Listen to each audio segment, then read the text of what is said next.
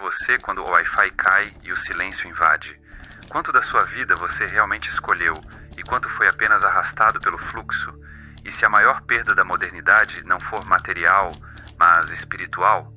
A maioria dos homens vive uma vida de silencioso desespero. Henry David Thoreau. O homem moderno perdeu a alma sem sequer notar que ela partiu. Carl Jung. O progresso técnico deixa-nos mais eficientes, mas menos humanos. Albert Schweitzer. Vivemos rodeados de luzes, telas, sons, estímulos, tudo ao alcance do toque. Mas será que ainda sabemos o que significa viver?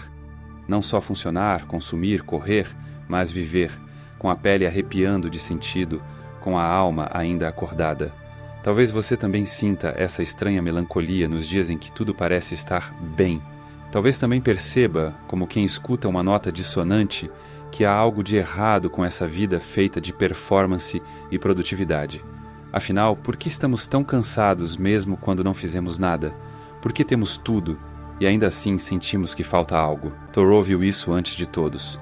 Ele viveu numa época onde o progresso batia à porta como promessa divina. E mesmo assim, ou talvez por isso, ele escolheu ir embora. Para um lago, uma cabana, um pedaço de silêncio entre o ruído do mundo. Mas o que ele descobriu nesse exílio voluntário não era sobre natureza, era sobre verdade, sobre coragem, sobre o que resta quando tudo o que é mentira se vai. É sobre isso que vamos falar hoje. E talvez no fim você descubra que perder a alma não é um acidente, é um projeto.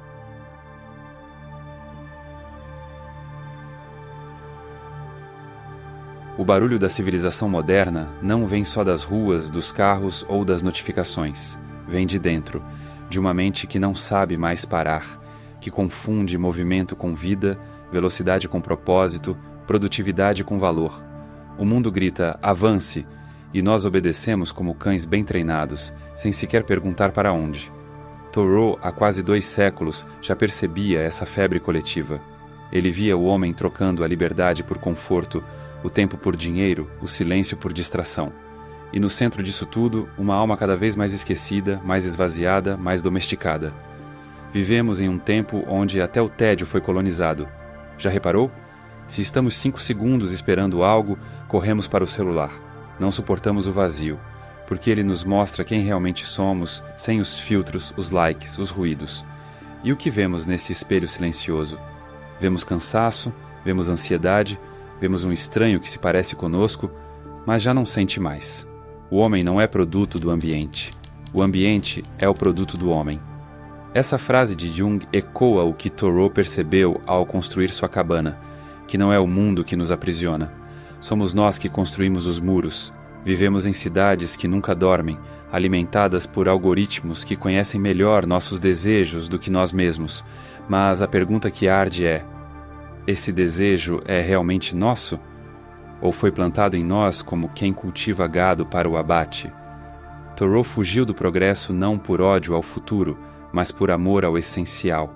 Ele não queria correr mais rápido, queria entender por que estava correndo.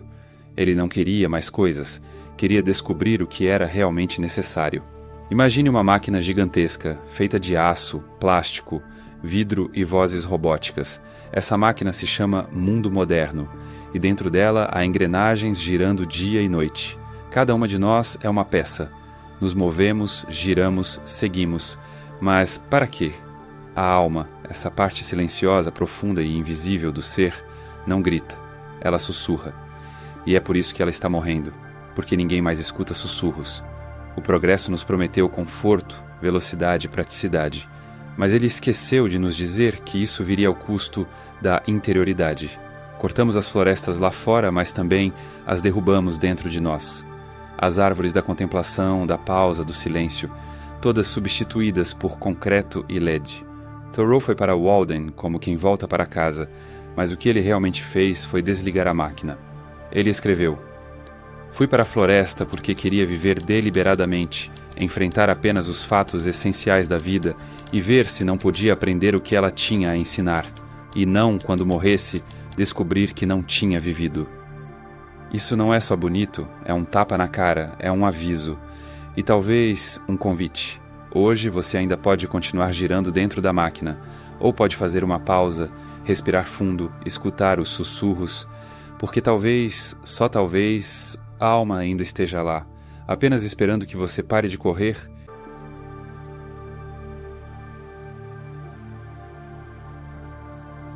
Nem sempre a manipulação se apresenta como violência. Às vezes ela vem com um sorriso, um jingle, um aroma artificial de liberdade. E é justamente aí que mora o perigo. Thoreau escreveu sobre o que chamou de necessidades inventadas. Ele olhava ao redor e via homens se matando de trabalhar para manter aparências, pagar por luxos que não pediram, sustentar desejos que nunca foram seus. E a pergunta que atravessa o tempo é simples, brutal e atual. Quantos dos nossos desejos são realmente nossos? Você já quis muito algo, e depois de conseguir, sentiu apenas um breve alívio, seguido por um vazio ainda maior? Já olhou para sua casa cheia, seu armário abarrotado, sua agenda lotada, e se perguntou: por que tudo isso ainda não é suficiente? Essa é a tragédia moderna. Confundimos acúmulo com significado, mas não é acidente, é estratégia. Nos anos 1920, Edward Bernays, sobrinho de Freud, foi contratado para convencer os americanos de que bacon com ovos era um café da manhã tradicional. Ele não argumentou com lógica, ele seduziu com autoridade. Fez milhares de médicos assinarem declarações dizendo que aquela era a refeição dos bem-sucedidos. Resultado? Um hábito alimentar que parecia ancestral. Era, na verdade, apenas marketing. Thoreau não viveu para ver o bacon se tornar símbolo de status, mas ele previu a lógica por trás disso tudo. Ele já denunciava: a sociedade nos ensina a desejar, para depois nos punir por não termos conseguido o que ela mesma nos obrigou a querer. E essa armadilha tem uma engenharia sofisticada. Ela não força, ela seduz. Talvez o exemplo mais cruel disso seja o caso da Nestlé no Japão. Nos anos 70, o café não fazia parte da cultura japonesa. A solução? Introduzir balas com sabor de café para crianças.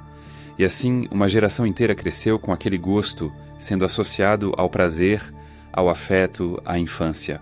Quando se tornaram adultos, o café deixou de ser estranho. Tornou-se nostalgia, tornou-se hábito, tornou-se lucro. Essa engenharia do desejo é tão eficaz que, muitas vezes, sentimos orgulho da nossa prisão. Você compra o celular novo, você posta a foto perfeita, você paga em 12 vezes. Você sente o impacto da notificação, o orgasmo digital do like. E no dia seguinte, começa tudo de novo. Porque o sistema não quer que você se satisfaça. Ele quer que você continue desejando. Para sempre. A filósofa Simone Weil disse: a ilusão é sagrada quando é coletiva. Quanto mais pessoas acreditam numa mentira, mais difícil é escapar dela sem parecer louco.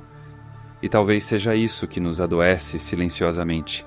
Essa dissonância entre o que somos e o que esperam que sejamos. Essa sensação de que estamos falhando, sem saber exatamente em qual jogo estamos jogando. Thoreau, ao construir sua cabana, estava não apenas fugindo do ruído, mas também dos desejos falsos. Ele queria ver o que restava quando o supérfluo desaparecia. Ele queria experimentar o real, mesmo que isso significasse ficar nu diante do próprio vazio. E aqui está o paradoxo. Quanto mais simples a vida se torna, mais complexa a alma aparece. Porque quando não temos distrações, não há mais para onde fugir. Quantas vezes você já se perguntou: se eu não tivesse esse trabalho, essa rotina, essas compras, essas metas, quem eu seria? É uma pergunta perigosa, porque a resposta pode não ser bonita, mas é verdadeira. E talvez seja essa a beleza sombria da proposta de Thoreau. Não se trata de encontrar felicidade, mas de descobrir o que em você ainda é autêntico, ainda não foi colonizado. Ele escreveu: o homem é o artesão de sua própria alma. Mas a maioria de nós terceirizou esse trabalho. Entregamos nossa alma à publicidade, à cultura, ao mercado, e agora somos estranhos dentro do próprio corpo. Mentiras elegantes como roupas caras que escondem feridas, como festas cheias de gente onde ninguém se vê, como selfies sorridentes de pessoas quebradas por dentro. E talvez você pense: mas o que eu posso fazer? A resposta não é simples nem confortável, mas começa com silêncio, com recusa, com a coragem de desejar menos, não por culpa ou moralismo, mas por liberdade. Porque no fim, como escreveu Thoreau, Um homem é rico na proporção do número de coisas que pode deixar de lado. Então olhe à sua volta. Quantas dessas coisas você realmente escolheu? E quantas foram apenas oferecidas como sonho e entregues como prisão?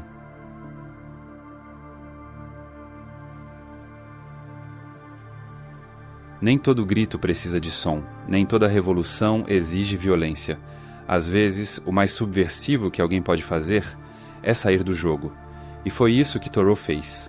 Enquanto o mundo celebrava a industrialização, os trilhos do trem rasgavam as matas e os relógios começavam a ditar o tempo das almas. Ele escolheu uma direção inversa. Foi para o meio do mato. Construiu com as próprias mãos uma cabana de madeira ao lado de um lago, Walden Pond, sem luxo, sem pressa, sem plateia. Mas engana-se quem pensa que ele queria se esconder. Thoreau não era um eremita fugindo da sociedade. Ele era um observador que precisava de distância para ver com clareza. Ele ainda visitava amigos, ia à cidade, recebia pessoas em casa, mas ali, cercado pelas árvores, ele podia pensar sem interferência. Podia ouvir o mundo sem filtros, podia, pela primeira vez, viver fora do script. E o que ele descobriu nessa reclusão voluntária não foi uma resposta fácil, mas uma provocação profunda. O mundo não está errado apenas nas estruturas. Ele está doente nos valores. Imagine um homem sentado na beira de um lago, todos os dias, observando o nascer do sol. Nada de feed infinito, nada de notícias, nada de horários. A vida se reduz a gestos mínimos: plantar feijão, cortar lenha, anotar pensamentos. E ao fazer isso, Thoreau não se empobreceu, ele se libertou. A simplicidade não é um sacrifício, é um retorno. A floresta que cercava Walden não era apenas vegetação, era metáfora. Cada folha que caía era um lembrete da impermanência. Cada pássaro solitário, um espelho da condição humana. Cada estação do ano, uma aula sobre o tempo natural da vida, tão diferente da urgência moderna. Thoreau escreveu: se um homem não acompanha o compasso dos seus companheiros, talvez seja porque ele ouve um bater de tambor diferente. Deixe-o andar ao som da música que ele ouve, por mais distante ou suave que pareça. Essa talvez seja a frase que define toda a sua filosofia. Ele escolheu ouvir outro tambor. E para isso, precisou do silêncio da floresta. Hoje somos bombardeados por opiniões, pressões, tendências, ideologias. Mas quanto disso realmente nos representa? Quantas das nossas escolhas não passam de respostas automáticas a comandos invisíveis? Thoreau desconfiava profundamente da normalidade. Para ele, o normal era apenas o costume da maioria, e a maioria, quase sempre, está anestesiada. Pense em quantas vezes você já se pegou vivendo no piloto automático, fazendo coisas sem saber porquê, acordando cansado, dormindo ansioso, correndo atrás de algo que, no fundo, talvez nem queira.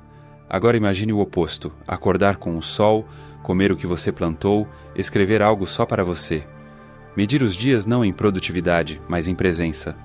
Não é nostalgia, é subversão. É a ideia de que o mundo não precisa ser como está. E mais ainda, que você não precisa ser como esperam. Thoreau chamava isso de viver deliberadamente.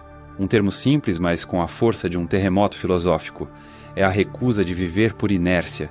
É o gesto de parar, olhar em volta e dizer: isso aqui não é vida. E atenção, ele nunca romantizou a dificuldade. Construir uma vida simples dá trabalho, exige disciplina, exige renúncia. Mas ele descobriu algo que talvez tenhamos esquecido. Quanto mais você se livra do excesso, mais espaço há para o essencial. E o essencial ele encontrou na terra, na água, nos livros e principalmente em si mesmo, em suas palavras.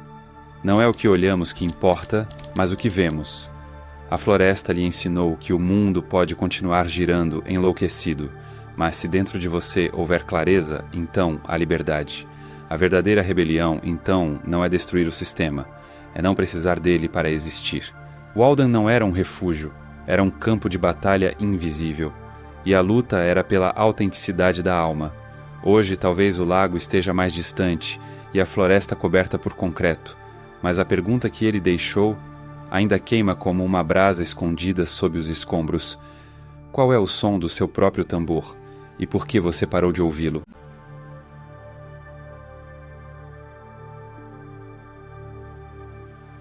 Fui para a floresta porque queria viver deliberadamente. Thoreau não estava fugindo do mundo, ele estava tentando acordar do transe do consumo, da rotina, da obediência inconsciente, acordar para o que restaria quando tudo o que é desnecessário fosse deixado para trás. Viver deliberadamente não significa viver isolado. Significa viver com intenção. Escolher de forma consciente como gastar os próprios minutos. E talvez essa seja a maior liberdade que podemos experimentar hoje, a de dizer sim apenas ao que realmente importa. Mas essa liberdade não é fácil, ela exige renúncia. E a renúncia, ao contrário do que nos ensinaram, não é fracasso, é sabedoria. É o ato de olhar para tudo o que nos disseram ser indispensável e perceber que não é. Thoreau entendeu isso na prática. Gastou $28 para construir sua cabana. Plantou seus próprios alimentos. Passou os dias escrevendo, andando na floresta, lendo filosofia, observando a natureza, não para simplificar sua vida, mas para revelar sua essência. Ele escreveu: "O preço de qualquer coisa é a quantidade de vida que você troca por ela." E essa frase tem o peso de um soco no estômago, porque talvez estejamos trocando muito, por muito pouco. Quantas vezes você comprou algo apenas para preencher um buraco momentâneo? Quantas vezes acordou sem vontade, mas mesmo assim seguiu, porque é isso que se faz? Quantas escolhas suas nasceram do desejo e quantas do medo? A vida deliberada é aquela que se constrói não por padrão, mas por consciência, não por automatismo, mas por alinhamento, não por aceitação social, mas por fidelidade ao que ainda pulsa dentro. E viver assim não exige que você vá morar no mato. Exige que você pare de ignorar a sua própria presença. Que questão? Por que faço o que faço? O que estou sacrificando em troca do que chamo de estabilidade?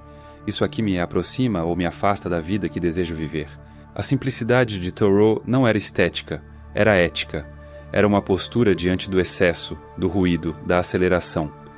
Ele nos convida a lembrar que cada sim é também um não.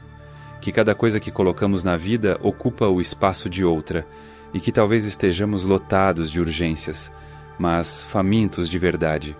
Um homem é rico na proporção do número de coisas que pode deixar de lado. Essa frase não é sobre pobreza, é sobre liberdade. A liberdade de não depender, de não mendigar reconhecimento, de não precisar de distrações para existir.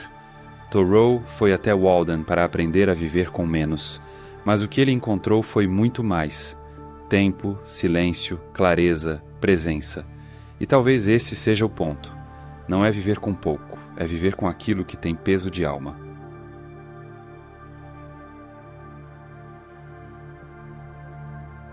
Há uma dor silenciosa que habita os dias modernos. Ela não sangra, não grita, não escandaliza, ela apenas está pairando. Na hora em que acordamos cansados, no momento em que comemos sem fome, na ausência de significado mesmo quando tudo parece estar funcionando. E é essa dor que Thoreau viu antes de todos. Ele a chamou de vida de silencioso desespero. E não pense que isso é poesia melancólica. É diagnóstico, é profecia.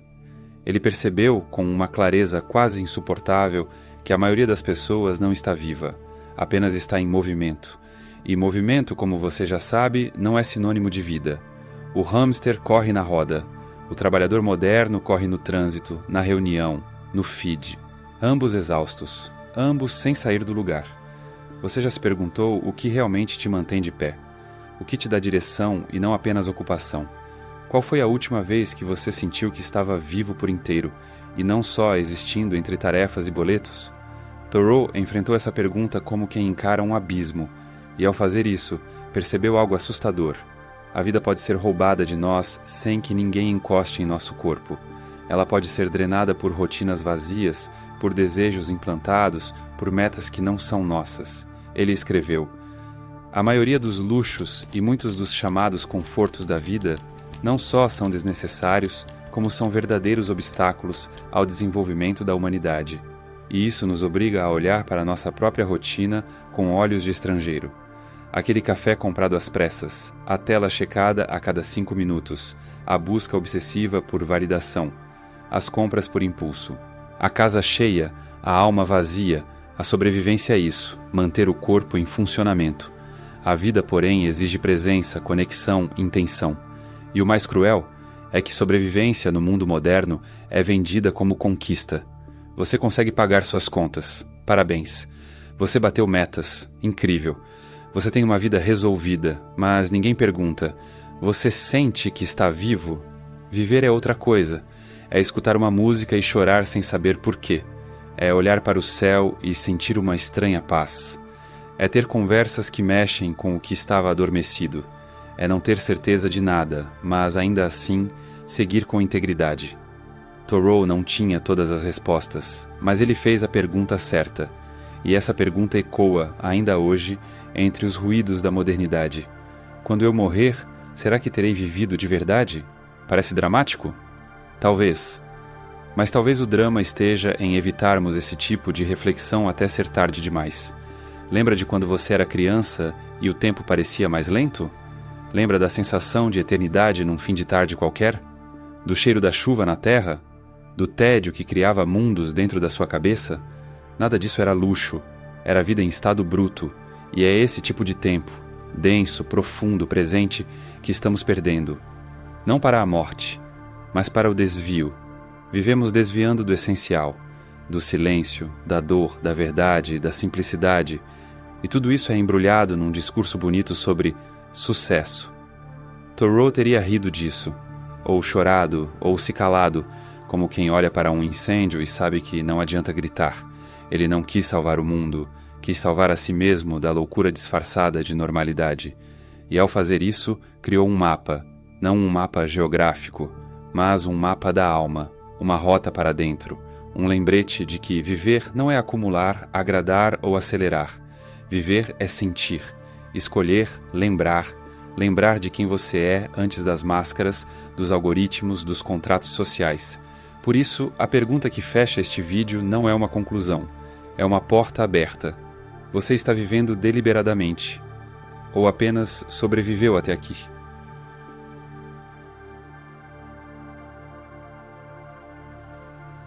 Às vezes, não é preciso que algo desmorone para que a gente perceba que estava vivendo de forma equivocada. Basta o silêncio, basta uma pausa, basta um instante de lucidez no meio da pressa. Thoreau não queria ser herói. Ele queria apenas não morrer sem ter vivido. E essa vontade o levou à margem do mundo, para que ele pudesse, enfim, entrar em si. A perda da alma no mundo moderno não acontece com alarde. Ela acontece devagar, na troca do olhar pela tela, no abandono do corpo pela mente, na substituição do tempo pelo desempenho.